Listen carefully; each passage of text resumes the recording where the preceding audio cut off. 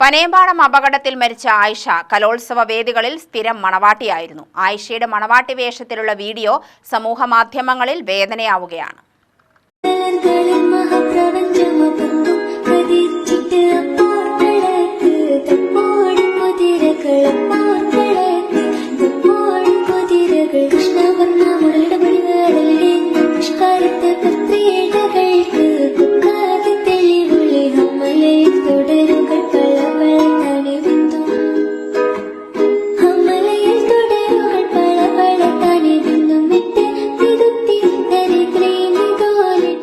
കലോത്സവ വേദിയിൽ 1ാം ക്ലാസ് മുതൽ ഇതുവരെയും ഒപ്പനയിലെ മണവാട്ടിയാണ് ആയിഷ.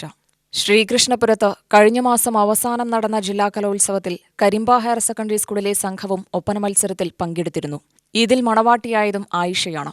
ഈ മാസം 21-ന് സ്കൂളിലെ പുതിയ ഓഡിറ്റോറിയം ഉദ്ഘാടനത്തോടനുബന്ധിച്ച് ഒപ്പനയിൽ മണവാട്ടിയാകേണ്ട കുട്ടിയായിരുന്നുവെന്ന് പറഞ്ഞു നിർത്തിയപ്പോൾ ആയിഷയുടെ ക്ലാസ് ടീച്ചർ നിത്യ പൊട്ടിക്കരയുകയായിരുന്നു. ക്രിസ്മസ് പരീക്ഷയായതിനാൽ അപകടം നടന്ന ദിവസം പരിശീലനമുണ്ടായിരുന്നില്ല.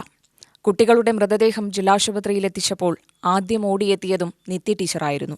തുടർന്ന് മറ്റ് അധ്യാപകരും നിമിഷ നേരങ്ങൾക്കകം ജില്ലാശുപത്രിയിലെത്തി. UTV news, Palakkad.